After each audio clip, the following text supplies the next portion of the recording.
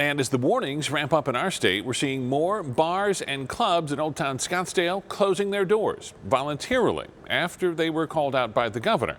But there is still no new mandate in place, meaning bars across our area can remain open.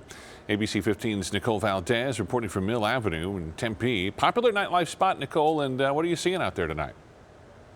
Yeah, it's definitely emptier than usual. Typically, there are lines out the door to most of these places on a Friday night, but check it out. An entire row of bars empty and closed with no word on when they'll come back to life. But there are a handful that are open, though. Some you might actually recognize. They are trying to stay off the governor's radar, though.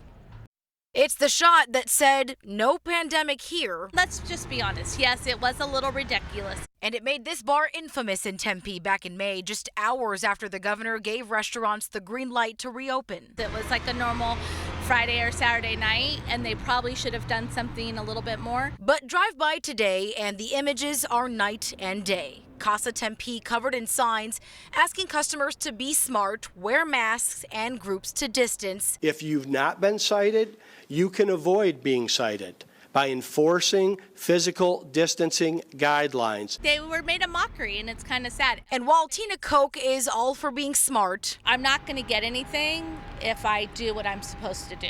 She's not on board with restrictions keeping some businesses from opening. People need to get back to work. I think people have families that they need to support. Bars like Whiskey Row and El Jefe in Tempe shut their doors weeks ago. People who want to go out should be able to go out. People who want to stay home and not go out and not do things, that's their right. But over in Old Town Scottsdale, we did that because we thought it was the absolute right thing to do. Money's not an issue. Some major name clubs shut down Thursday night after being called bad actors. There's no playbook for this, so we're doing what we can to the best of our ability. They'll stay closed this weekend, but what about the big business that rolls in on July 4th? Come next weekend, I would be really shocked if they're closed. Now, it's also important to point out governors in both Texas and Florida have told bars they can no longer serve alcohol. Now, that is not a mandate here in Arizona, even though we are seeing bars voluntarily close, but that could change in the future.